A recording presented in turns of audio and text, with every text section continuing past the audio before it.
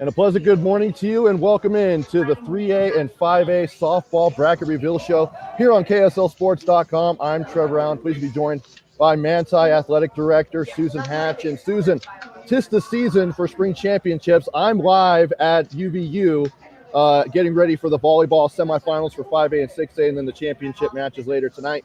You're at Spanish Fort Complex getting ready for the 1A, 2A softball tournament, which will get underway here just shortly. All of those games can be seen right here on KSLSports.com, but it's a very exciting time. Yes, we're excited. We're watching the crew prepping the fields and getting ready to get started here for an exciting 1A, 2A, first day here at Spanish Fort. So it's going to be some exciting games going on. All right, so let's go ahead and get into it. So if you do hear background noise from both Susan or I, that's why.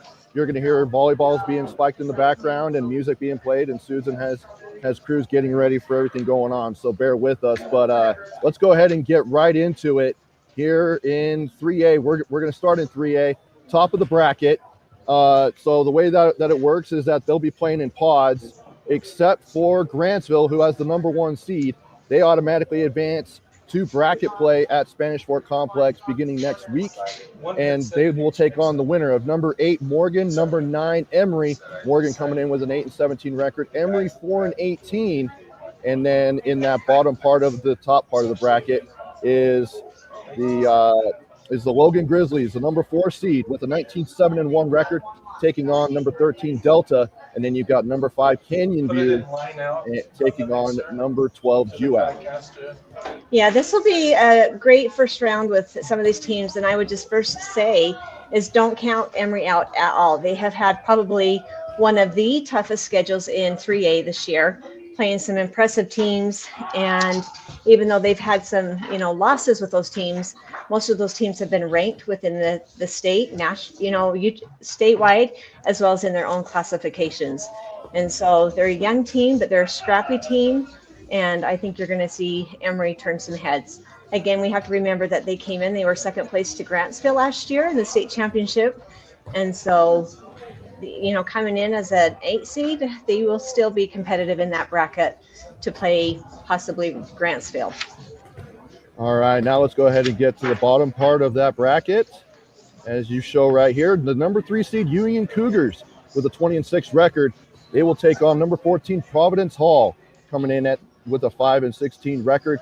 And then the winner of that will take on number 6 Richfield or number 11 Ogden. And then getting that second bye going to bracket play at Spanish Fort Complex is number 2 North St. Pete, the Hawks, finished with a 22-3 overall record. They will take on the winner of number 7 Manti with 10-16 record, facing the Carbon Dinos, the number 10 seed at 8-18. Yeah, this is a very competitive bracket. I look at Union with their top pitcher who has a lot of strikeouts coming in this year, and then you look at North St. Pete's with their top pitching, and they've got one of the best hitters in the state with 14 home runs this year. And so I think you're going to see a lot of offense on this side of the bracket, as well as some top pitching. So it will be an exciting bracket to watch. Okay, now let's get into 5A, and then we'll go ahead and take a break and then come back and get Susan's breakdown of these two brackets. So we'll go ahead and go in the first quadrant. So the teams who have byes will go into the super regionals. Meanwhile, these other teams will begin regional play this week. And so the number 1 seed, and I think it's kind of the runaway favorite, 25-1, Salem Hills, the Skyhawks, the runner-up last year, falling to West Jordan in the state championship series last year at BYU. They will take on the winner of number 16 Wasatch and number 17 Olympus. And then the other bye in this top part of bracket 1 is the 8 seed Springville Red Devils at 19-9. They will face the winner of number 9 Hillcrest and number 24 Woods Cross. Oh, this is you've got 2 teams that are in the same region that are having the byes in this first round. Salem Hills is just a top-notch team this year in the state. 1 loss. And they have I was noticing their run differential with the teams that they've played against this year, 307 runs opposed to 82 runs. And so they are putting the bat on the ball, and as well as playing very well defensively. So And in addition, Springville has been in those championship brackets, several years in and out. Jill does a great job with that team. She knows what to do to get those teams ready. But then I was also noticing Hillcrest this year has, done very well considering they've got a new coach. And so I think you're going to see some great teams, some games in those first brackets. Yeah, I mean, the only loss for Salem Hills was to Desert Hills, and then they were able to beat them later on in the year. And yeah, just a very good team. Obviously, have that chip on their shoulder after losing to West Jordan in the state championship games last year at BYU. So definitely something to look forward to as we get into bracket play. And then in the second quadrant, number 5, Clearfield, they will get a bye to the Super Regionals. They will take on the winner, number 12, Bountiful, and the defending champion, number 21 seed, West Jordan Jaguars, with 8-20 record. And then how about this, Susan? Second-year school, Westfield Longhorns, number 4 seed, moving up to 5A. They were in 4A last year, 18-6 record. They will take on the winner, number 13 Payson, and number 20 West. Well, that just shows you what a team that is committed to a goal with what they're doing, as well as a coach that knows how to get a team ready in just 1 year like that is impressive, especially when you're moving up in the classification. I'm excited to watch that game, whoever gets to play them, because they have made some major improvements with their team, individually and collectively together. Yeah, that would be pretty crazy to see a school in their second year potentially competing for a state championship. It'll definitely be interesting to see as we go down the stretch. Now we go into bracket 2, top part of that bracket, number 2 seed Box Elder, the Bees, finished with a 23-3 record.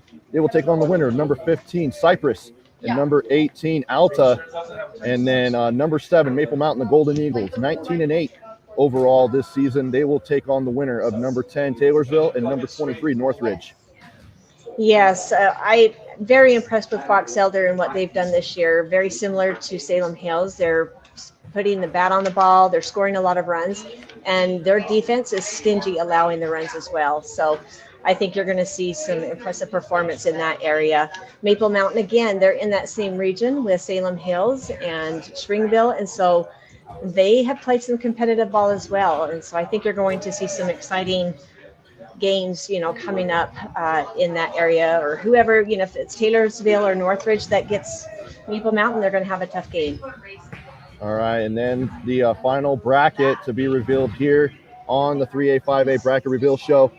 In softball, number 6, Viewmont. They will get a bye to the Super Regionals. They will take on the winner of number 11, Hunter, and 22, Kearns, the Region 4 clash in the regionals. And then number 3, Spanish Fork, who always seems to be in contention every year, although they did have an off year last year, but they've got a lot of power back and finished with a 20-7 record. They will take on the winner of number 14, Fremont, number 19, Pleasant Grove. Yes, you never count Natalie's teams out with Spanish Fork. She gets those teams ready every single year. So regardless of whether they're coming in as a 3 seed or as an 8 seed, I think that's what they were last year. They have that mentality of being able to perform at that next level. And so whoever gets them is going to have a tough game for sure. All right, we're going to go ahead and take a break. We'll get Susan's thoughts as we head into both of these brackets coming up. It'll be 3A next week, and then 5A will take place in 2 weeks at Valley Complex, and you'll be able to see those games right here on KSLSports.com. We will be right back.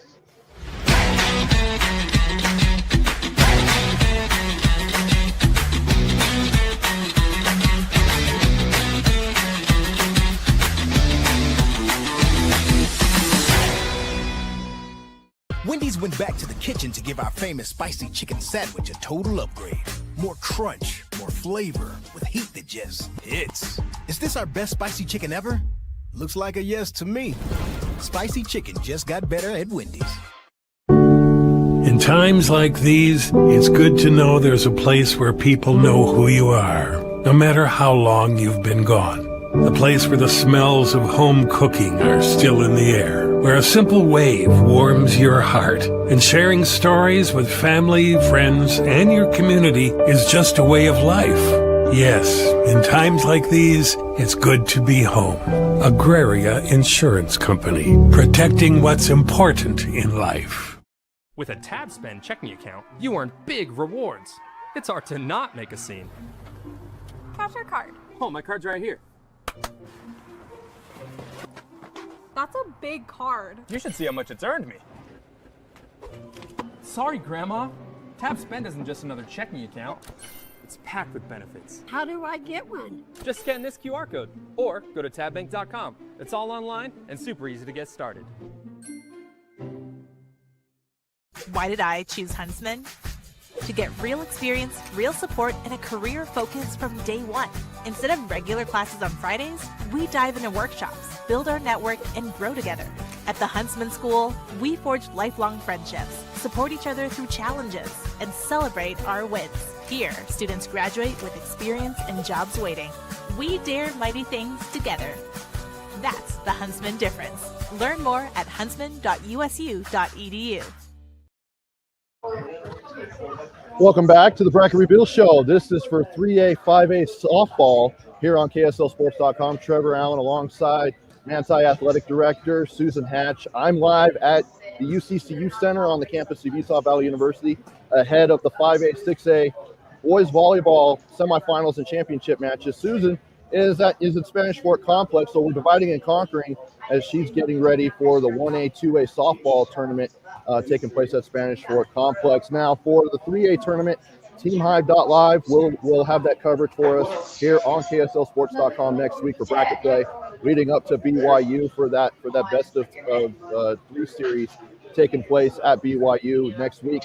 And then 5A will begin bracket play. I believe it's Tuesday the 19th at Valley Complex. And then the championship series will be Thursday and Friday of that week.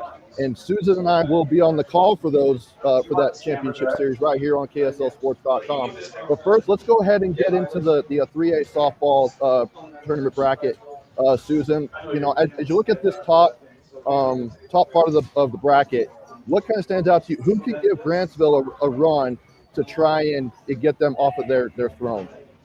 Well, like I mentioned earlier, you've got, well, I would look at first, Logan and Grantsville played their final region game last night. Grantsville handily won that game. But again, like I had mentioned earlier, Emory has had a tough schedule. They're a scrappy team, and they have played some tough teams that I think will prepare them. If anyone can do it, I think Emory would. I think it'd be fun to see that rematch based on the championship being last year. They do have some young players, but they, like I mentioned, they're not afraid to compete against those bigger teams. And I think that they could give Grantsville a game. So I think that's someone there. Juab in the last little bit has come along. Their bats are opening up. They're starting to hit the ball a lot better. And I wouldn't be surprised to see Juab and Canyon View have a very close game as well. So I'm excited to see how that goes with that. But I think Emory is going to give them a match. Yeah, definitely. And then you've got here Union, obviously probably a team that you're probably going to see maybe make a run for that state championship as well in this bottom part of the bracket, but they're going to have to go through a team like North St. Pete. Maybe you've got Richfield, maybe you've got Manti, who could potentially pull off some of the upsets there and maybe make a run for a state championship. What are your thoughts? Oh, this is, I think, a very, very tough bracket. You've got Union has tough pitching. Haley, I think, has recorded 327 strikeouts this year alone. Her defense is going to have to back her up because I think when you play teams such as Richfield, who is a sleeper team again, I think last year when you look at how they came up through the ranks in the state championships, you know, last year, they played very, very well. And so I think that you can't look past them. As far as North St. Pete, Manti and North St. Pete have always had a big rivalry there. If Manti can get their bats on, I think they could give North St. Pete a game. But then you have to compete with the pitching. I think North St. Pete is both defensively and offensively sound with their game right now. And they're coming into the tournament playing some very good ball. All right. So is it kind of a pick here? You don't have to give me who, but are you going to take either Grantsville or the field to hoist the 3A softball state championship? Well, two things, I think. Grantsville has won 7 of the last 8 championships, I think is what it was. Yes. And so those girls know how to win. They know what it takes to be a state champion. When I look at the number 2, North San Pete, they've had some opportunities where I think it was a couple of years ago they were in the championship and had the heartbreaking losses. So those two teams are going to be, obviously the 1 and 2 seeds are the teams to beat.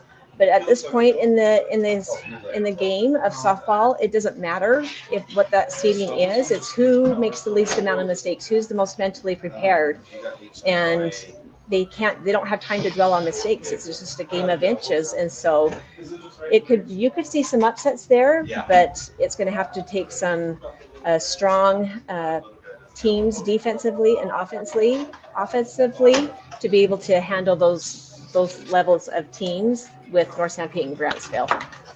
All right, now let's go over to 5A. If you're just tuning in, here's the brackets. Here's Quad 1. Obviously, Salem Hills, their only loss this year was Desert Hills, and it was earlier in the year. They were able to avenge that loss and beat the Thunder later on in the year. But you ended up mentioning it at the top of the broadcast. The run differential for Salem Hills is absolutely insane. Yeah, I mean the way that they're hitting the ball is amazing. With the teams combined, they have had 64 home runs versus 7 with their opponents when they played. So the team is playing extremely well. Like, I just look at that and I'm like, holy cow, you've done well.